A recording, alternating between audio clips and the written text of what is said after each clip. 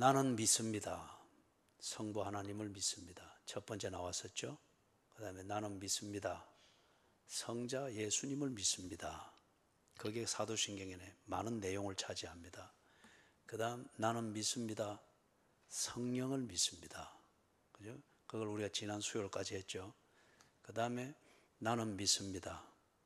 거룩한 공예와 성도가 서로 교통하는 것, 그것을 믿습니다. 그게 뭔가 하면 교회입니다. 그죠? 그 다음에 나는 믿습니다. 몸이 다시 사는 것과 영원히 사는 것을, 그것이 이제 구원입니다. 그죠? 구원론에 대해서. 그래서 오늘부터 또 한 수요일 몇 번에 걸쳐서, 몇 번의 수요일에 걸쳐서 나는 믿습니다. 거룩한 공예와 성도가 서로 교통하는 것, 이것을 믿습니다. 교회입니다. 자, 이것을 우리가 이제 좀 더 자세히 강의를 하면서 공부를 하도록 하겠습니다. 교회 이렇게 하면은 사람들이 뭐 교인들 대부분도 그렇고 교회를 장소나 건물이나 조직, 그것으로 생각하는 게 거의 대부분이죠. 그런데 교회의 본질은 그게 아닙니다. 교회가 교회되는 것, 그것은 이제 예를 들면 그런 게 교회인 것 같으면은 장소 아니면은 건물 아니면은 조직, 뭐 큰 조직, 작은 조직, 돈이 많은 교회, 적은 교회, 자립한 교회, 미자립 교회, 뭐 이런 것과 관련된 그런 조직이 교회의 본질 자체를 말한다 이러면은, 그러면 우리 교회는 교회가 되겠습니까? 안 되겠습니까?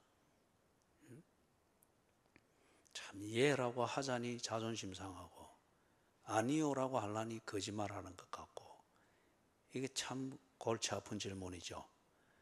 그 질문 자체는 잘못된 거예요. 그렇기 때문에 그건 골치 아프게 생각할 필요가 없습니다. 교회의 본질은 그런 장소나 조직이나 건물이나 이걸 말하는 게 아니고, 성경에서 우리에게 가르치는 교회의 이 기본 개념은 무엇이냐? 죄의 권세, 사망의 권세에서 구원을 받아서 하나님의 백성이 된 사람을 말합니다. 죄의 권세, 사망의 권세에서 구원을 받아서 하나님의 자녀가 되어 있는 사람을 교회라고 그렇게 말합니다. 그러면 좀 조금 어려운 질문이지만은 여러분이 이 부분에 대해서 늘 공부를 했으니까 대답을 할 수 있을 걸로 알고 질문을 해볼게요. 죄의 권세에 매여 있다, 사망의 권세에 매여 있다, 이것은 궁극적으로 어떤 상태입니까? 다른 말로 하면은 어떤 상태에 있기 때문에 사망의 권세 아래에 있고 죄의 권세 아래에 있는 그런 처지에 놓여 있는 겁니까?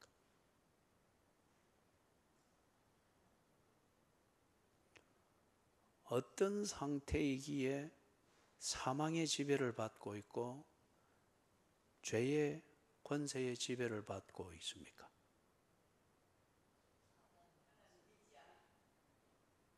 하나님을 믿지 않는다는 것은 궁극적으로 어떤 상태를 말합니까?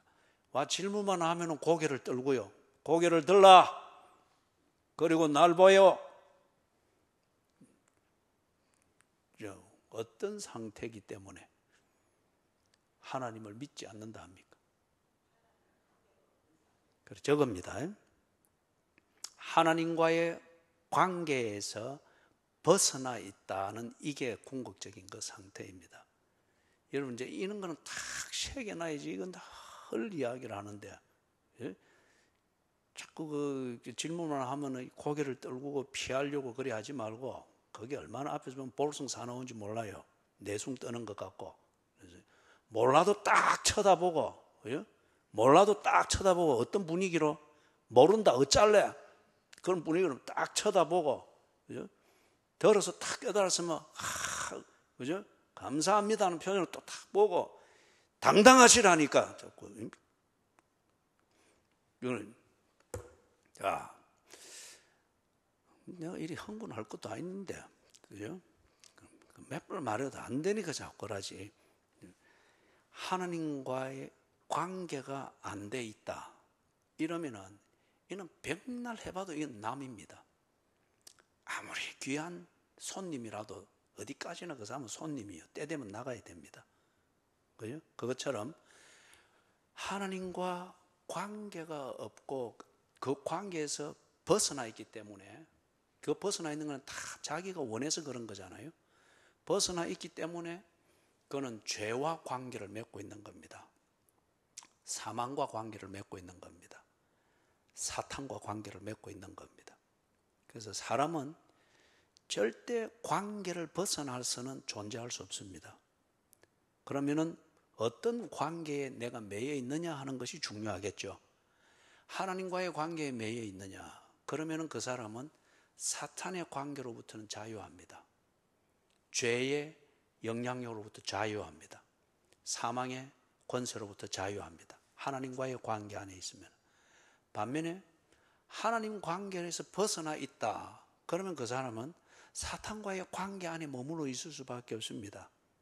그래서 사망의 지배를 받고 죄의 권세의 영향력에 지배를 받을 수밖에 없는 그 관계 안에 있을 수밖에 없는 거예요.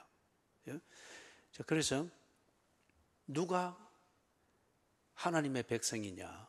그는 하나님과의 관계 안에 있는 사람입니다. 그렇게 해서 말을 잘 듣든 못 듣든, 성숙하든 미성숙하든, 골치 아픈 사람이든 아주 착한 사람이든 하나님과의 관계 안에 있으면은 막 그 안에서 하나님이 혼을 내도 혼을 내고 감사도 감사고, 그리고 그 안에서 그렇게 자라가는 거예요. 그 관계 안에 있기 때문에. 이런 걸 보고 하나님의 은혜라 그러죠. 그죠? 그래서 하나님의 은혜 안에는 자라지 못한 자는 자라게 하려고 때로는 혼을 내고, 때로는 한 대 때리기도 하고, 때로는 감싸기도 하고, 하나님의 은혜 안에서, 그는 그 관계 안에 있기 때문에 그런 거죠. 이제 이런 사람을 보고 교회라고 그렇게 말합니다. 그래서 성경에서 교회라는 이 본질을 나타내는 단어를 썼는데, 에클레시아, 그 말 크로스웨이 할 때 하던 사람들은 들어봤죠? 에클레시아, 그죠? 그러면 안 들어봐서 기억이 안 나면은 잊어버렸다 어쩔래? 하는 또 그거로 또 딱 쳐다보고, 그래서 그 단어를 이게 한문으로 옮기면서 교회, 그래 된 거예요. 가르칠 교자, 그 다음에 회, 모일 회자. 이러면 이게 일종의 기능적인 것이 되어버린 거죠. 그 개념이. 그러다 보니 이게 오해가 많습니다. 오해가. 그런데 교회라고 하는 이 표현을 써서 사용하는 그 본질은 뭐냐? 하나님이 사탄과의 관계 안에 매여 있던 사람을 불러내가지고 하나님 관계 안으로 들인 사람, 하나님과의 관계 안에 들어간 사람을 뭐라 그러죠? 그런 사람들 보고 뭐라 그러죠? 하나님의 자녀라고 하지 않습니까? 예? 하나님의 자녀, 하나님의 백성, 구원받은 자. 그래서 좀 어려운 표현으로는 성도. 이해되죠? 예? 그래서 그런 사람들을 가리켜서 교회라고 합니다. 죄와 사망의 권세, 즉 사탄의 통치 아래에 매여서 살던 사람을 구해내어서 하나님과의 관계 안으로 들여서 하나님의 자녀, 하나님의 백성이 된 사람, 그 사람을 가리켜 교회, 우리말로 말하면 교회라고 그렇게 말합니다. 그러면은 사도신경에서 내가 믿습니다, 다섯 번째 그 믿음의 내용을 고백하는 게 교회이지 않습니까? 거룩한 공예와 성도의 교제, 성도가 서로 교제하는 것을 믿습니다, 그러지 않습니까? 그렇기 때문에 여기 사도신경에서 고백하는 교회의 본질이 뭐냐? 그건 결코 장소나 건물이나 조직이나 그 자체를 말하는 게 아니에요. 그것은 교회가 거룩한 공회로 존재하고, 그 다음에 거룩한 공회로서의 기능을 하고, 그리고 성도의 교제를 나누는 이 교회의 그 본질적 기능을 하는데 필요한 도구입니다. 그렇기 때문에 어떤 경우는 큰 건물이 필요할 수도 있겠고, 어떤 경우는 조그마한 학구방이 있어도 충분할 수 있겠죠. 어떤 경우는 아주 복잡한 조직이 필요할 수도 있겠고, 어떤 경우는 그렇게 복잡한 조직, 쓸데없는 조직 만들어가지고 그것 맞추고 관리하느라고 거기에 정신과 시간 다 뺏기면서 싸우고 다투고, 그런 것보다는 그런 조직이 없이 교회의 본질을 지켜나갈 수도 있겠죠. 거룩한 공예와 성도가 서로 교통하는 것, 이게 교회의 본질입니다. 이는 하나님의 자녀이기 때문에, 다시 말해서 하나님과의 관계 안에 들어가 있기 때문에 거룩한 공예 그리고 성도가 서로 교통하는 것을 할 수 있다는 거예요. 자, 그러면은 정리하면 이렇습니다. 교회, 이것은 구원의 길을 말하는 게 아닙니다. 교회가 구원을 만들어주고 구원을 받게 하고 그게 아닙니다. 예? 절대 여러분이 이걸 오해해서는 안 됩니다. 교회는 그럼 뭐냐? 구원의 도구입니다. 하나님께서 자기 백성을 찾고 사탄에게 매여 있는 자들을 찾아서 하나님과의 관계 안으로 드리는 이 구원을 할 때 교회를 도구로 씁니다. 교회는 개인일 수도 있고 그 개인들이 모인 무리일 수도 있고, 그리고 무리가 되는 것 같으면 필요한 환경도 있겠죠. 건물이 필요할 수도 있겠고, 조직이 필요할 수도 있겠고, 뭔가 프로그램이 필요할 수도 있겠고. 그래서 교회는 하나님께서 구원을 이루시고 당신의 약속을 이루어 가시고, 우리가 이걸 좀 어려운 표현으로 말할 때는 하나님의 통치하신다 그랬죠. 하나님이 통치하시는 그 도구로서 교회를 사용하십니다. 그렇기 때문에 다시 강조하는데, 교회가 구원을 주고 자시고 할 수 없습니다. 그리 말하면은 그거는 가짜입니다. 가짜 종교 집단이에요. 교회는 거룩한 공예가 될 수밖에 없는 것은 하나님이 첫 번째 구원하시는 도구로 서고, 두 번째 그 구원받은 자들이 거기서 하나님의 자녀의 교제를 나눈다. 그래서 세 번째, 하나님의 뜻을 이루는 그 심부름을 하는 중요한 도구로 쓰여지기 때문이다. 자, 그러면 좀 살펴보십시다. 그러면 이 교회는 인간이 개발한 기관이 아니죠. 이제 이럴 때는 이 교회라고 하는 것이 근본적인 존재는 하나님의 구원을 받은 사람이죠. 하나님의 자녀가 된 사람입니다. 그 다음에 여기에 대해서 그 사람이 하나님의 자녀가 한둘이 아니잖아요. 그리고 하나님께서 자기 백성을 이 땅에 머물게 하면서 시키는 심부름이 한두 가지가 아니잖아요. 이것이 심부름이 같은 종류든지 그 사람들이 모여서 그 심부름을 이게 이제 교회의 사역이라는 겁니다. 이 심부름을 완성하는데 그런 사람들은 그렇게 그룹으로 모여서 뭐 이런 교회가 되든 저런 교회 단체가 되든 그렇게 될 때에 그러면은 기관이 만들어지겠죠. 교회라는 이 기관이 이제 그런 의미로서 쓰여지는 겁니다. 두 가지의 이 의미를 가지고. 자, 그럴 때 교회는 인간이 개발한 기관이 결코 아니죠. 개인으로 치면은 당신의 구원은 절대 인간적인 무엇으로 해서 만들어진 게 아니죠. 그래요? 반면에 무리로 치는 것 같으면은 그 무리가 시냇가에 심은 교회, 이 교회의 본질이 결코 어느 목사가 만든 것도 아니고 어느 교인들이 만든 것도 아니고, 그렇기 때문에 이거는 어느 목사가 없앨 수 있는 것도 아니고 어느 교인들 한 무리가 없앨 수 있는 것도 아니죠. 단지 심부름과 그 기능이 다했다 싶을 때는 시냇가에 심은 교회라는 이 기관은 교회의 법을 따라서 폐쇄할 수도 있고 세울 수도 있습니다. 이 기관의 기능을 따라서. 그런데 이 교회가 가지고 있는 그 본질이라고 하는 것은, 그죠? 본질이라는 것은 인간의 누구도 없앨 수가 없습니다. 왜냐하면 이거는 인간이 만든 것이 아니기 때문에. 이게 조금 복잡하죠? 그죠? 이게 만약 기관이라고, 시내가에 심은 교회라는 이 기관이나 조직이 교회법에 의해서 이제 시내가에 심은 교회라는 본질을 가지고서 이 기관에 하나님의 심부름을 하는 것, 이거는 다 된 것 같으니까 이제는 이 기관은 없어도 되겠습니다. 교회법은 그렇게 해서 폐쇄를 시키는 조항이 있습니다. 조항이. 그죠? 그렇다고 해서 시내가에 심은 교회라는 그 기관 안에서 작용을 하고 있던 교회의 본질이 없어지는 것은 아니에요. 그것은 또 다른 쪽으로 발전해서 흩어져 모여서 여전히 심부름의 다음 단계를 해 나갈 수 있고 그렇게 하겠죠. 그죠?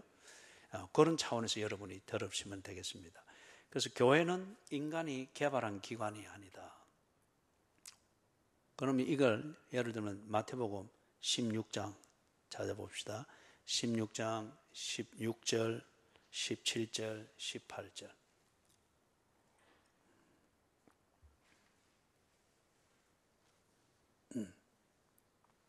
같이 한번 읽어봅니다. 시작.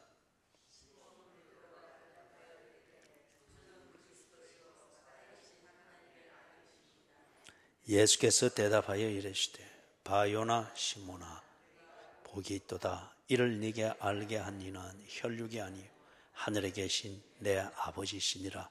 또 내가 네게 이르노니 너는 베드로라.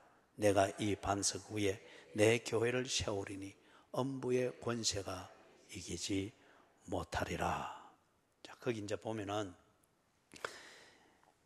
베드로가 예수님이 누구이신가, 예수님의 정체성에 대해서 딱 거기 고백을 했죠.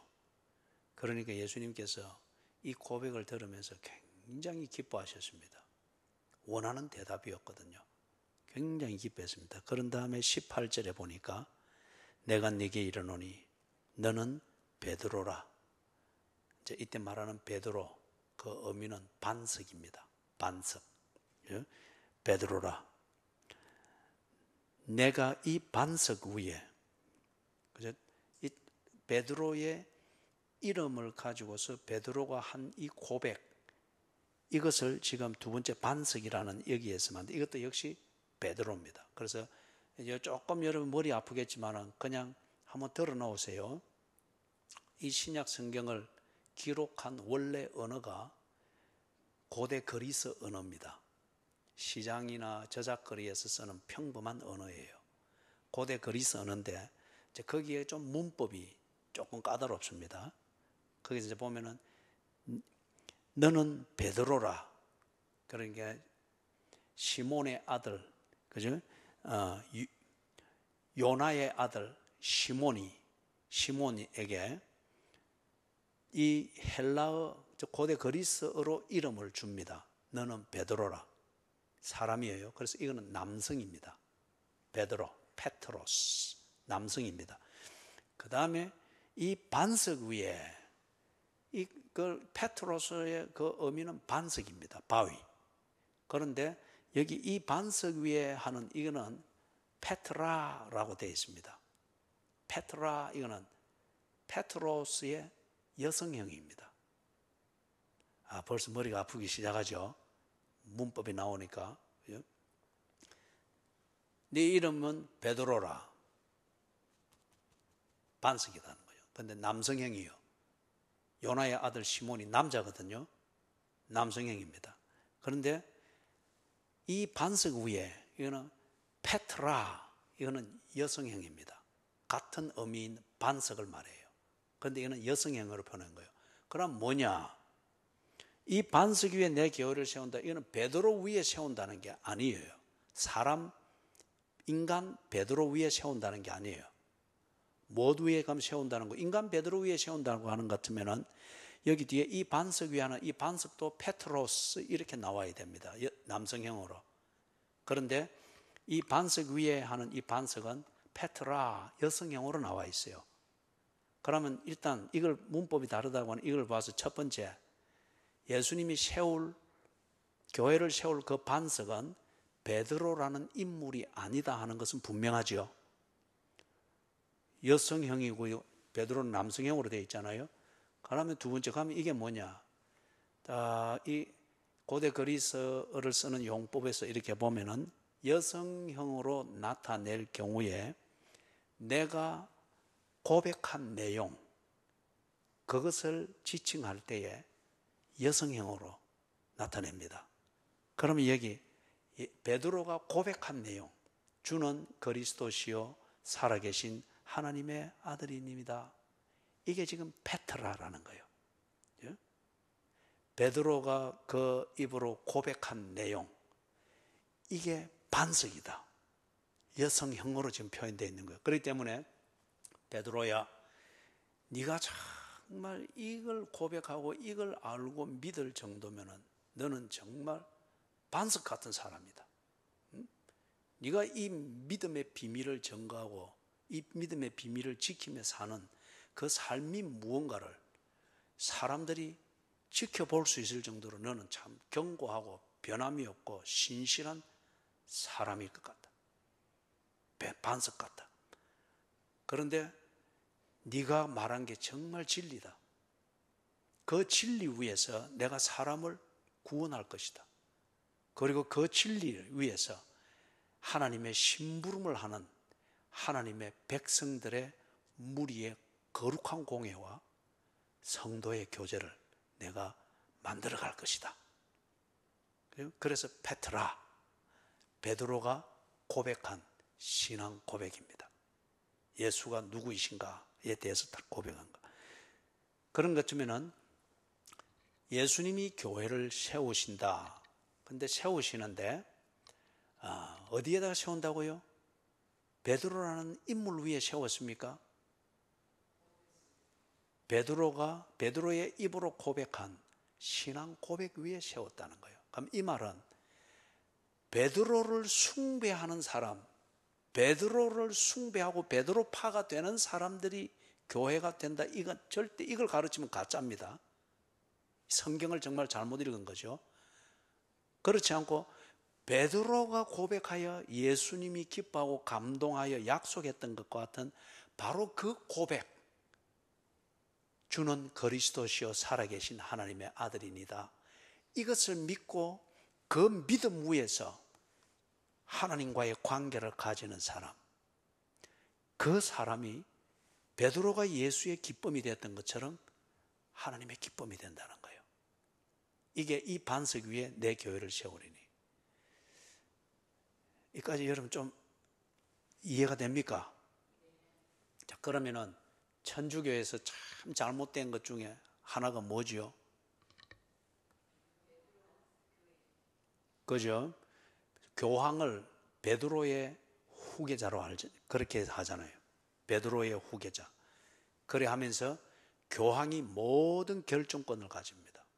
교황이라는 이 공식적 석상에서 결정하고 말한 것은 곧 성경의 권위를 가지는 거예요.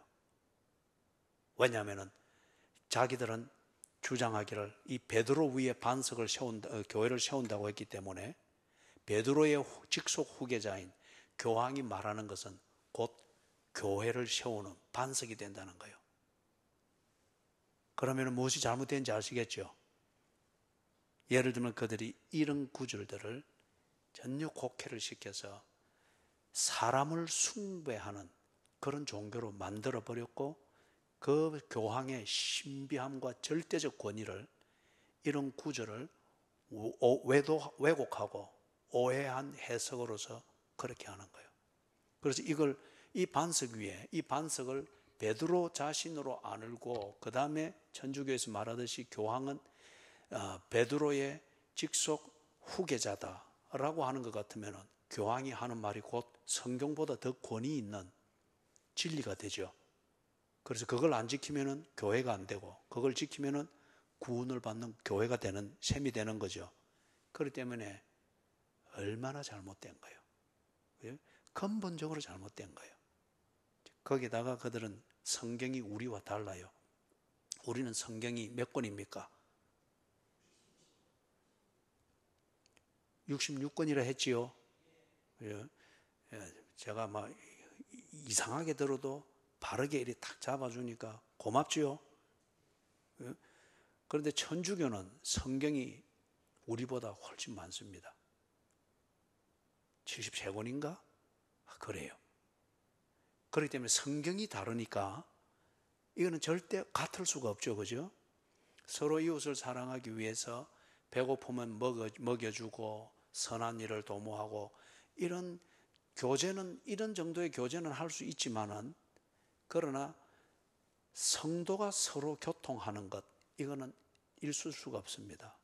저거가 말하는 성도의 본질과 우리가 말하는 성도의 본질이 다르기 때문에, 그 다른 이유는 그들이 믿는 근거가 되는 성경, 우리가 믿는 근거가 되는 성경이 다르고, 그 다음에 중요한 근본적인 교리 중에 하나인 것, 예수께서 교회를 세우는데 그 교회를 세우는 반석, 이걸 그들은 베드로라고 하는 사람에 두고 있고, 우리는 딱 보니까 이게 베드로가 아니고 베드로가 고백하여 베드로가 예수의 기쁨이 되게 했던 바로 그 신앙 고백입니다.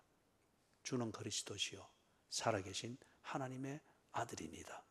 예수를 믿는 믿음 위에 예수께서는 구원하는 자를 만들고 구원하는 자들의 그 하나님을 심부름하는 그 사역을 만든다. 그렇기 때문에 이 같을 수가 없는 거예요. 그죠? 같을 수가. 그래서 제 막내가 좀 어릴 때에 뭐 10대 때는 막 이래 다들 한 번씩 그렇게 막 불던 그게 있잖아요. 그래 하면서 이제 제가 교회 가는 것, 그리고 예수를 믿는 것, 이걸 뭐처럼 한번 가면은 뭐 그때 그렇게까지 바쁘게 안 살아도 되는데 뭐 교회 주일날 돌아와서 할 거라고 가면은 그리 힘들게 가가지고 3일 이래 있으면서 그 3일 동안에 그 이야기를 해주고 올라오고 또 급히 와서 그래 해줘봐야 뭐 교회 그것도 도움도 안 되는데 뭐 그런 이야기 푸념하려고 하는 게 아니고 이제 그래 하면서 틈을 내서 그렇게 하면서 만나서 뭐 1년에 한 번 만나든 어떤 때는 2년에 한 번 만나서 잠깐 한 이틀 이리 보는 때에 이래 이야기를 해주면은 교회를 한번 같이 가자 또는 그래 하든지 하면은 아주 그렇게 이야기를 아주 뒷단에는 이렇게 딱 뭐 분위기를 잡으면서 아빠 내 걱정하지 마. 응? 하지 말고 아빠가 행복하면 돼. 아주 참 효자 같은 말이죠. 근데 그런 말에 홀박 속으면 부모의 책임 다 못합니다. 그래서 제가 그랬습니다. 그 말을 알아듣기는 좀 어린 나이였지만은 그래 이야기를 한 거예요.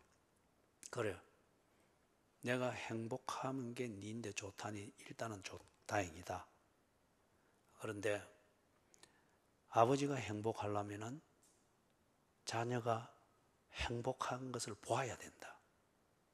자녀가 불행한 것을 보면서 아버지가 어떻게 행복할 수 있겠느냐. 그 다음에 네가 불행할지 내가 불행할지는 모르지만은 우리 둘 다 똑같을 수는 없다. 왜냐하면은 네가 믿는 것이 다르고 내가 믿는 것이 다르기 때문이다. 믿는 것이 다를 때에는 내가 믿는 것이 나를 행복하게 해준다면은 이것을 믿지 않는 너는 반드시 불행해지겠지. 네가 믿는 것이 너를 행복하게 해준다면은 내가 믿는 것이 나를 불행하게 되겠지. 문제는 내가 믿는 것과 네가 믿는 것이 다르기 때문에 나는 내가 믿는 것에 따라서 수요일이 되면은 교회를 가려고 하는데 너는 네가 믿는 것을 따라서 교회 가는 것을 아무렇지 않게 생각하지 않느냐. 그렇기 때문에 네하고 내하고 같은 집에서 오래오래 산다는 것만으로 우리가 행복할 수는 없다. 네가 정말 아버지가 행복하게 사는 것, 그게 네가 바라는 것의 진심일 것 같으면 네하고 내하고 믿는 것이 같아야 된다. 여러분 좀 이해가 됩니까? 예? 그걸 진지하게 이야기를 했던 그런 시간이 있었습니다. 천주교와 기독교가 어떤 좋은 마음과 선한 생각과 협력을 가지고 뭘 해보죠. 어느 정도 우리가 도덕적인 선에서 교제하고 협력하고 뭔가를 만들 수는 있습니다. 그러나 성도가 서로 교통하는 것, 이것은 불가합니다. 우리가 성도이면 그들은 성도가 아닐 수밖에 없어요. 천주교를 따르는 자들이 성도이면 우리는 성도가 아닐 수밖에 없어요. 왜 그렇죠? 왜 그렇죠? 믿는 것이 다르기 때문입니다. 그죠? 그래서 예를 들면 한 가족입니다. 한 가족인데 한 부부는 신천지에 가 있습니다. 한 부부는 개신교, 기독교에 와 있습니다. 그런데 둘을 보니까 뭐 겉으로는 비슷한 게 많습니다. 그런데 궁극적으로 믿는 것이 다릅니다. 여기 베드로와 반석, 이것을 해석하고 해서 믿는 게 다릅니다. 그러면 같은 가족이지만은, 그죠? 신천지에서 가르치는 예수가, 그리고 그 성경이 옳은 것 같으면은 이 교회에 머물러 있는 그 가족들은 지옥이죠.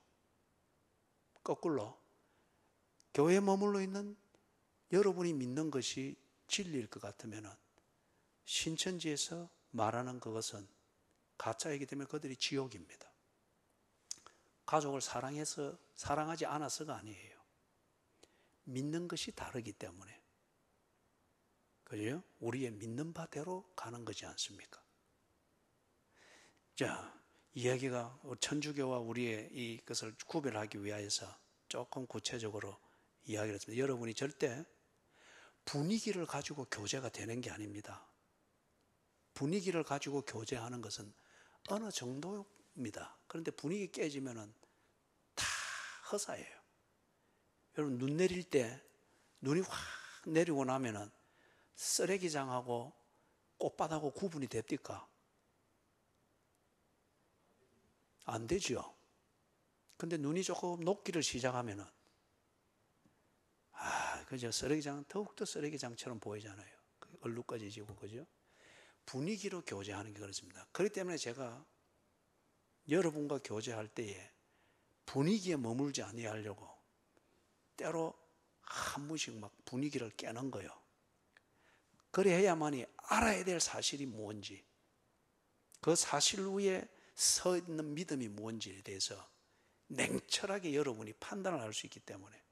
그래요? 그리고 절대 여러분을 붙들어 주는 것은 분위기가 아닙니다. 여러분이 믿는 바, 그것이 여러분을 붙듭니다. 헛것을 믿으면 여러분은 헛것이 되는 거고, 진리를 믿으면 여러분은 진리 안에서 자유케 되는 거죠. 절대 분위기가 아니다 말이에요. 그래서 천주교, 개신교 또는 신천지, 기독교 이래 해서 막 우리가 형제 아니가, 뭐 가족 아니가, 이전에 같은 교회에서 우리가 했는데 뭐 좀 뭐 꼭 그리 할 거 있느냐, 분위기는 얼마든지 만들 수 있다고요. 그러나 분위기가 그걸 보장하는 건 아니잖아요. 정말 성도가 서로 교통하는 것과 이와 같은 교제를 만들려면 한 믿음으로 합쳐야죠. 그걸 위해서 우리가 예수님이 지옥으로, 내가 지옥에 처박혔을 때 예수님 지옥으로 다이빙 해가 들어온 거잖아요. 그걸 버쩍 들어서 낸 것처럼 그렇게 해야죠. 그죠? 그래서 다시 돌아가면 그겁니다. 교회는 예수님께서 세우시는데 어디다 세우시는가 보니까 주는 그리스도시요 살아계신 하나님의 아들이시니다. 하나님과의 관계를 인정하며 그 관계를 받아들이는 그 믿음 위에 구원을 만드시고, 그리고 구원받은 자의 삶을 만들어 가신다. 그걸 우리가 볼 수 있고, 그 다음에 이제 두 번째, 이 구절에서 우리가 봐야 될 게, 내가 네게 이르노니 너는 베드로라. 내가 이 반석 위에 내 교회를 어떻게 한다고 합니까? 어떻게 한다고 합니까? 세운다고 했죠. 그죠? 자, 여기 이제 세운다고 하는 이걸 전혀 새로운 건물을 짓는 것, 이런 의미도 있는 단어입니다. 동시에 이 단어가 재건축하는 거 있죠. 고장난 것을 고치고 흐른 것을 다시 따듬으면서 원래의 기능대로, 원래 지어진 그 설계대로 지어진 대로 딱 복구해서 새로 고치는 거 있죠. 그걸 말할 때도 요 단어 세우리니라고 번역되어진 이 원래의 단어의 그 의미를 가지고 있습니다. 두 가지 의미가 있겠죠. 하나는 전혀 새로운 건물을 지을 때 이 단어를 씁니다. 동시에 이 단어가 원래 딱 제대로 설계대로 지어졌는데 사용하다 보니까 허물어지고 이걸 주택지로 주거 건물로 지었는데 뭐 장사한다고 이리저리 하다 보니 엉망이 되어 있는 거 새로 싹 수리해가지고 원래대로 딱 고쳐놓는 거 있죠. 그럴 때도 세우리니 이렇게 번역되어진 이 원래의 단어를 쓴 거예요. 무슨 말인지 이해가 됐죠? 여기까지는. 그러면은 예수님께서 지금 여기서 말씀하시는 것은 전혀 새로운 어떤 건물을 짓는 이 개념으로 이 반석 위에 내가 내 교회를 세우리니 이것은 아니었습니다. 왜 그러느냐 하면은 후자 쪽입니다. 원래 하나님의 백성은 있었다는 겁니다. 하나님과의 관계 안에서 하나님의 자녀가 되어서 하나님의 맡기신 일을 심부름하는 이 성도가 서로 교통하는 이 삶을 이 땅에서 사는 이 교회가 있었습니다. 그런데 이게 세월이 지나가고 이런저런 삶, 하나님의 자녀로서 하나님이 보낸 심부름을 하는 이 삶을 감당해 감에 있어서 닳고 낡고 그 다음에 굽어지고 깨지고 엉망이 되어버렸습니다. 예수께서 이것을 새로 고쳐놓겠다는 겁니다. 그래서 하나님의 백성, 하나님의 백성인 이 교회를 새로 고쳐서 원래의 모습, 하나님의 백성의 모습으로 그렇게 세우겠다. 그 말입니다. 그 말입니다. 이제 이것이 아주 미묘한 그 의미의 차이는 앞으로 우리가 가면서 그렇게 정리를 해 나갈 겁니다. 자, 보십시다. 잠깐만 우리가 하고, 그러면은 하나님께서, 예수님께서 내 교회를 세우신다.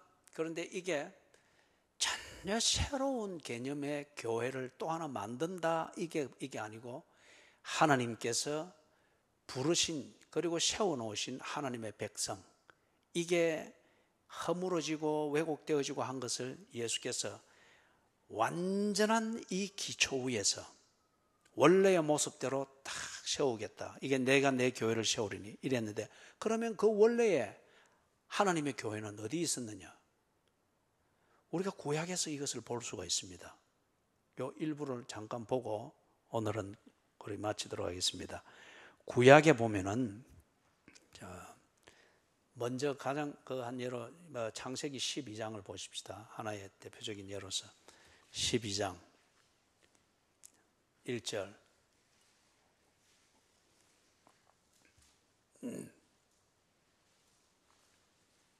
창세기 12장 1절. 찾으셨어요? 자, 1절, 2절 같이 읽습니다. 시작.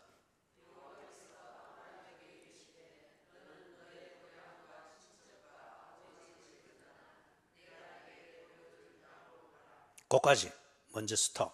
그죠? 지금 하나님이 아브라함을 불러내시죠. 그죠? 아브라함이 기거하고 있는 자기 그 어떤 면에서 기득권이 확 쌓여있는 그 땅, 익숙한 그곳에서 하나님이 떠나라 그러죠. 그러면서 어디로 가라 합니까? 그죠? 하나님이 보여줄 땅으로 가라. 그러면은 아브라함이 지금 현재 있는 이곳에서 하나님이 불러내가지고 하나님께서 주실 그 땅으로 가라라고 합니다. 우리가 처음에 교회를 정리할 때 그랬죠. 이 기본 개념으로. 어디서 불러내서 어디로 드린다고요? 그죠? 사탄과 관계를 맺고 있는 그 관계에서 불러내가지고 하나님과의 관계 안으로 불러드린다고 했죠. 그죠? 그래서 사탄과의 관계 안에 있을 때에는 사망의 권세의 지배를 받고 죄의 권세의 지배를 받는 그 영역이라고 했죠. 그런데 하나님이 거기서 싹 불러내가지고 하나님과의 관계 안으로 딱 불러들여서 하나님의 자녀, 하나님의 백성이 되게 한다. 이걸 처음에 딱 기본적으로 정리를 했죠. 이 개념이 하나님이 정말 그리하셨는가 보니까 창세기 12장에서 아브라함의 경우를 보니까 지금 이걸 일상생활이라는 이 환경에서 하나님께서 적나라하게 하고 있습니다. 그죠? 아주 익숙한 그 땅, 거기서 하나님이 떠나라 합니다. 떠나서 어디로 가라는가? 하나님께서 네게 줄 땅, 네게 보여주는 땅, 그곳으로 가라. 하나님과 관계가 없는 삶을 살던 그곳에서 하나님과 관계 속에서 하나님과 교제하는 삶이 되는 삶으로 하나님이 다 불러내시는 걸 봅니다. 그죠? 그리고 난 뒤에 아브라함이 죽을 때까지 아브라함은 하나님과의 관계 속에서 하나님이 약속한 것을 바라보며 그 다음에 주시는 명령을 따라서 인도하심 따라서 살면서 이 땅을 떠납니다. 그죠? 여기서 불러냄을 받은 아브라함이 하나님께로 죽음과 함께 하나님께로 가는 그날까지 뭐로 삽니까? 그렇죠. 하나님의 자녀로 삽니다. 이걸 두고 다른데 히브리서에서는 하나님의 자녀로서 아브라함이 하나님과 밀접한 교제를 나누며 살았던 이걸 두고 어떤 별명을 붙였습니까? 아브라함은 하나님의, 여러분 그거 안에서의 목적이 이끄는 삶 11번째 과입니까? 12번째 과에서 했죠. 그렇죠. 하나님의 벗이라 했지 않습니까? 그죠? 사탄과의 이 관계 속에 살던 아브라함을 하나님이 불러내 가지고 하나님과의 관계 안에 머물게 하시면서 살게 하시는데, 이런 지역 저런 지역에서 파란만장하게 사나 내용은 뭐였습니까? 하나님의 친구로 살았다. 하나님과의 밀접한 교제 속에서 살았다. 아브라함이 하나님의 백성이었습니다. 그죠? 이게 신약의 개념으로 하면 하나님의 교회였습니다. 그러면서 아브라함의 자손들이 하나님과의 관계 안에 있는 하나님의 백성이 될 것이다 하는 것을 하나님이 아브라함에게 언약을 맺어서 보증함으로써 약속을 해줬죠. 2절을 읽어봅니다. 시작.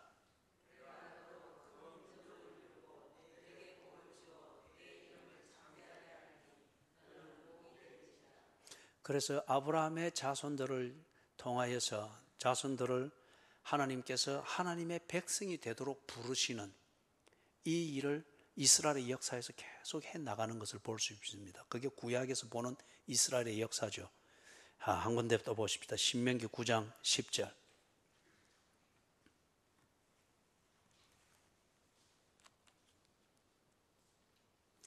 신명기 9장 10절. 찾으셨어요? 같이 읽습니다. 시작.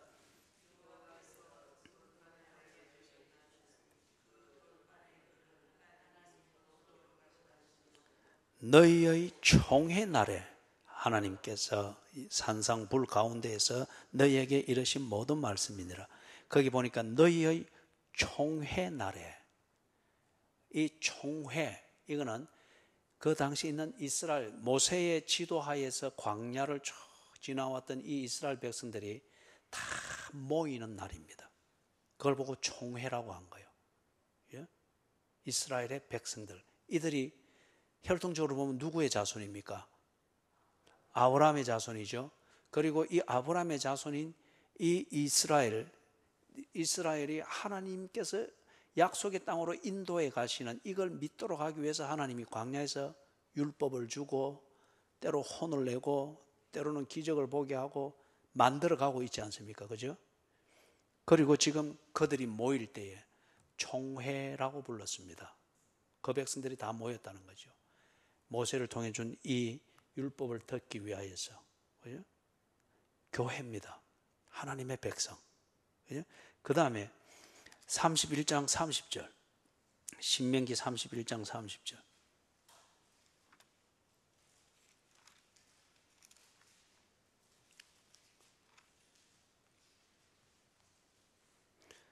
같이 읽습니다. 그리고 모세가 이스라엘 총회에 이 노래의 말씀을 끝까지 읽어드리니라. 이스라엘 총회에 아브라함의 자손들입니다. 그리고 하나님이 아브라함에게 언약한 대로 하나님의 백성, 내가 너에게 큰 민족을 이루게 하리라 약속한 대로 지금 하나님이 이 일을 하면서 불러내고 있습니다. 그죠? 불러내고 있습니다. 그래서 이게 어셈블리, 총회로 지금 만들어가고 있는 것을 봅니다. 불러냄을 받은 자들의 모임이죠. 그죠? 불러냄을 받은 자들의 모임이죠. 그 다음에 또 한 가지 더 봅니다. 사사기 20장 2절.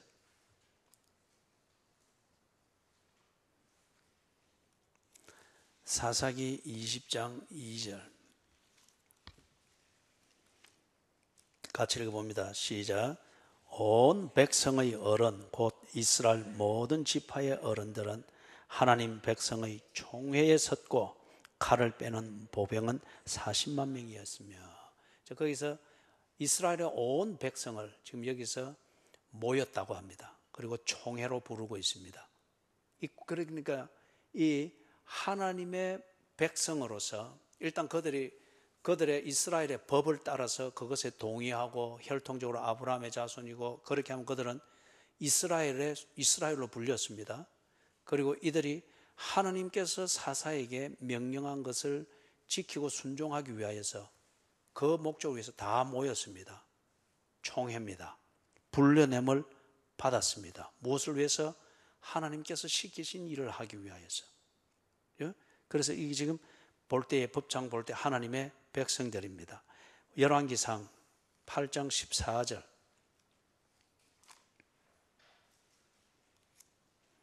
열왕기상 8장 14절.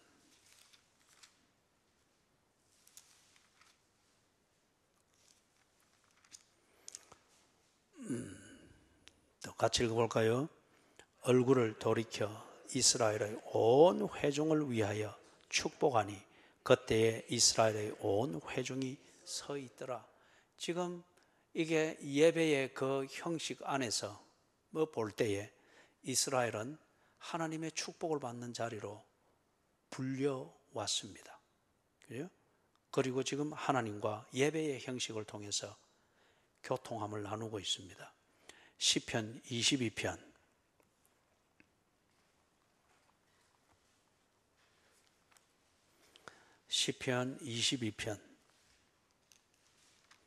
22절 같이 읽어봅니다. 내가 주의 이름을 형제에게 선포하고 회중 가운데에서 주를 찬송하리이다. 지금 이건 역시 이 형제 그리고 회중 같은 그 대상을 두고 하는 다른 표현인데, 주를 찬송하고 주의 말씀을 들을 수 있는 그런 컨텍스트, 그런 상황에 있는 사람들이죠. 불려냄을 받은 사람들입니다. 25절 같이 읽습니다. 큰 회중 가운데에서 나의 찬송은 주께로부터 온 것이니 주를 경외하는 자 앞에서 나의 서원을 갚으리이다. 오늘 여기까지만 보는데, 구약에 보니까 이스라엘의 역사를 통하여서 대표적인 예로는 아브라함을 불러내시고 하나님과의 관계와 교제 안에 딱 머물게 하시고, 그리고 그 아브라함을 불러내셔서 하나님과의 관계 안에 머물게 하셨듯이 아브라함의 후손들을 통하여서 하나님의 백성들을 만들어 가시고 세워 가시는 하나님의 일하심이 계속 이어지고 있습니다. 그리고 그 사람들은 다른 사람들과 구별이 계속 되고 있습니다. 그래서 이런 사람들끼리 모여가지고 하나님과 교제를 나누고, 예배의 형식에서 하나님과 교제를 나누고, 그리고 하나님의 법을 듣는 그 목적을 위해서 함께 모여서 하나님의 법을 듣고 하는 이 사람들을 총회라고 하는 이름으로 여기서 부르고 있죠. 그래서 이 총회, 즉 이스라엘이라고 하는 이 총회 전체 그 사람들의 모임은 다른 사람들과 구별된 사람들이었습니다. 어떤 점에서 구별됐죠? 하나님의 말씀을 듣고 하나님의 법을 듣고 하나님의 명령을 지키기 위하여서 그들이 모여서 함께 힘을 쓰고 하나님의 인도하심을 따라 그들의 진로와 행로를 따라가고 있는 구별된 사람들이었습니다. 구별된 사람들. 그렇기 때문에 이들이 구약 안에 있던 교회입니다. 하나님이 구별하여 불러내시고 하나님의 말씀을 듣고 하나님과 교제하는 삶을 살도록 하나님께서 구별하여 세운 백성들입니다. 다른 말로 하면 교회입니다. 그렇기 때문에 이 백성들이 가면서 이게 이제 오도되고 왜곡되어지고 이럴 때에 기초가 잘못되었거나 아니면 기초 위에서 그들이 잘못되어진 그런 왜곡과 유혹과 어떤 이런 것에서 오도되어지고 있다면 이걸 하나님께서는 온전히 고치는 겁니다. 예수가 오신 거죠.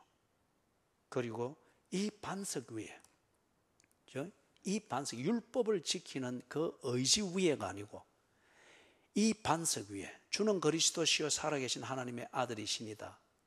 이 신앙 고백 위에 내 백성을 세우고 내 백성을 다듬어서 하나님과 제대로 된 교제를 다시금 시작할 수 있도록 내가 하겠다. 그 의미예요. 자, 우리 다음 시간에 좀 더 구체적으로 다루어 가도록 그렇게 하겠습니다.